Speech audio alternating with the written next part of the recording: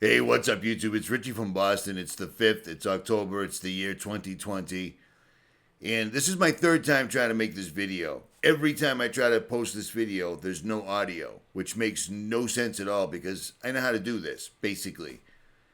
At any rate, I'm going to try to lay this out as succinctly as I possibly can so you can understand this. And I'm not talking to you, the people that get it. I'm talking to you, the people that don't get it. You know what I mean? I posted a video yesterday. One of the first comments is, so do you think Trump's lying? It's like, I thought the entire video explained that, but apparently not, okay? Take a look at this, because even a 12-year-old figured this out. And I'm going to show you this, but look at this first. This is the mainstream. Oh my goodness, White House press secretary infected.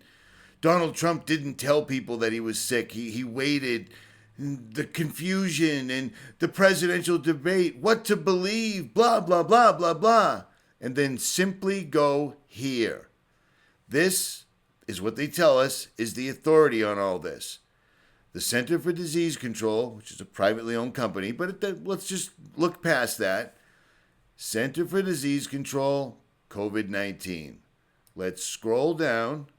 There's no funny business. There's no editing. Let's look at their numbers for the fatality rates. This is from the Center for Disease Control. So the mainstream, oh no, infected, positive test, confusion. Center for Disease Control. Even at Donald Trump's age, there is a 0.028% fatality ratio in all these scenarios. There's a 0.5% chance. Richie, if you go outside today, there's a 0.054% chance you'll die, which means it's going to be the best day of my life. Do you see what I'm saying? This is 𝗦𝗵𝗿𝗲𝗱. This is mind control. They're all in on it. President Donald Trump is in on it. And do you know why I can say that? Because they're all related. There is no election. There's selections. How do you think, how in a million years did we get presented with reality show billionaire, super friend of Jeffrey Epstein, presented to us as a man of the people, someone that's going to make America great again, somebody that can relate to you and I? That still blows me away, but that is mind control. It's magic. Seriously. These dudes are all related. On the School Watch tonight, the story of a 7th grader from Salinas who claims to have made a major discovery about President Obama. She and her grandfather say that President Obama is related to all but one U.S. president. We get more tonight from Action News reporter Felix Cortez, who's live in our Salinas newsroom.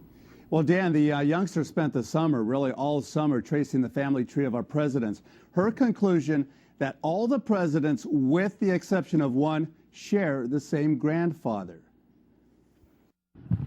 Well, first we start off with George Washington at the top, and then it goes to John Adams, Thomas Jefferson. 11-year-old Bridget 𝗦𝗷𝗱𝗍 says she's made a first-of-its-kind discovery that President Obama and all the presidents before him, with the exception of one, are related and descendants of a former king of England. No, they are all cousins, I see. and they're grandsons of John Lackland. 𝗦𝗷𝗍𝗍 says she spent countless hours on the internet over the summer researching the lineage of our presidents, a project that started with her trying to trace her own family tree.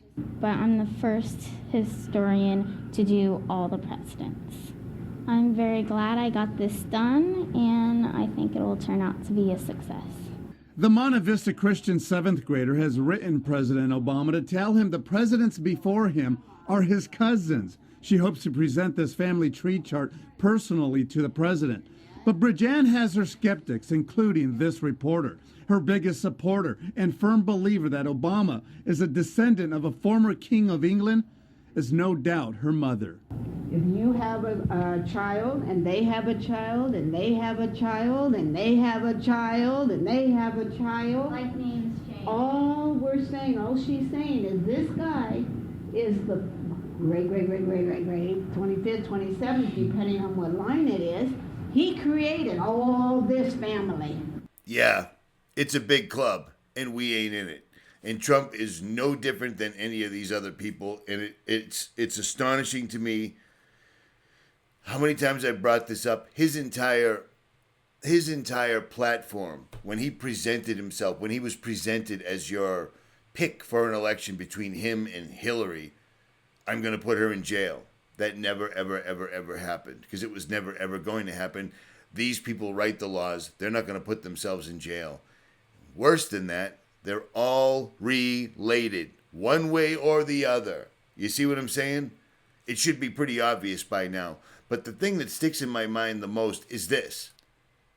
They're pushing this on the American public in the mainstream. And then right over here, I mean, it's not like it's hidden ancient knowledge that you need to be initiated to see. It's right here on the CDCs. The fatality ratio of this is nothing. And we've been telling you this for a long time. Dr. Tedros isn't a doctor. He is not a doctor. He was the former health minister for Ethiopia, a country not known for its large, healthy, well-fed people. Do you see what I'm saying?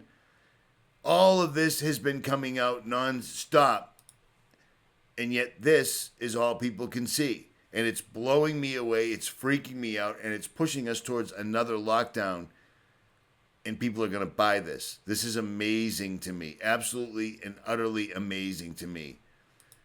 These people are not politicians, they're actors, standing in place for the corporation of the United States of America while the machine runs on. That's it. And now the corporation is being liquidated and people don't even see it. It blows me away. Trump was put here to keep the conservative Christian people that would stand up for freedom at bay. And it's worked too well, apparently. Because when you can pull this off right in front of people's faces and they still don't get it, we're in deep, deep trouble. That we know Vice President Dick Cheney and Senator Barack Obama are distant cousins. In my book, there's a lot of genealogical research, you know, going back, Dick's family, my family, these heroic and amazing tales of people who went west. But one of the things I discovered is that Dick and Barack Obama are 8th cousins. What? Is that an amazing thing? Yes, if you go back 8 generations, really? They have a common ancestor. The New York Post decided to check into the genealogy of President Bush, and his family tree has people talking. Many of the United States presidents have blood relations with each other. The Bush lineage has blood ties to a great number of former presidents.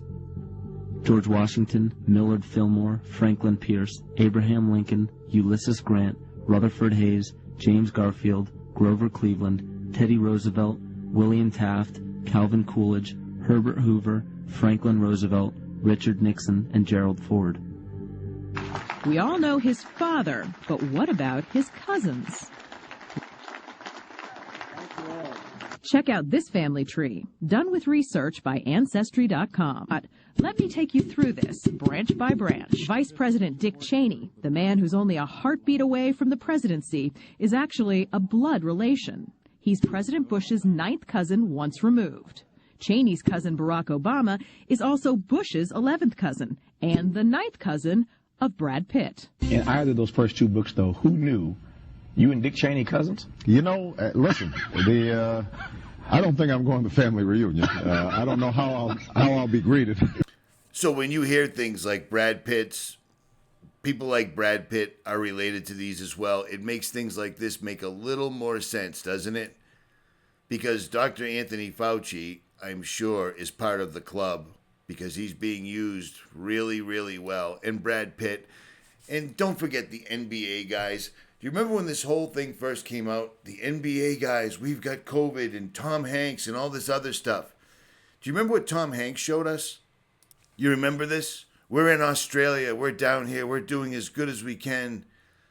We were tested and found to be positive for the coronavirus. Blah, blah, blah. We're just eking through and hoping that we'll be cured from this deadly disease. And then he puts this up. My wife has won 6 straight hands and leads by 201 points, which is really, really strange. And then shows his favorite typewriter. Just coincidentally enough, has the word Corona on it 3 separate times right there. And my wife is leading by 201 points. 201, what could he possibly be referring to? Oh yeah, this thing that happened exactly 2 months before this entire thing went live. The tabletop exercise hosted by Bill and Melinda Gates, John Hopkins, and the World Economic Forum. Now, you've heard of the World Economic Forum, I'm sure, because during this time that we find ourselves gripped by this pandemic where people are dying left and right, the bodies are piling up in the street, the World Economic Forum says, well, right now is the time for a great reset, where we reset the entire country. We basically bring in Agenda 21. And if you recall, this channel right here was the first time you heard COVID and Agenda 21 before they came out. That's a fact. That is an absolute fact. But back to Mr. Trump. This guy is one of them. Straight up, pure and simple, no two ways about it. He's one of them. He's not here to play 3D, 4D, 5D chess. He's simply here to watch America be completely deconstructed. That's exactly what's happening, and they warned us about this. Right here on the Economist cover, like they always do. Trump sitting on top of the world on the Judgment Tarot card, tilted towards the tower with the world in the background, holding the amulet and the scepter, the last president of the United States. And this is how they make it happen. He's not for us. He's not for us. I'll leave links below so you can watch and see for yourself how all the presidents are completely related. This isn't a democracy, and it was never supposed to be. This was supposed to be a republic. We could have kept this country if we kept this country, but we didn't. We fell into convenience.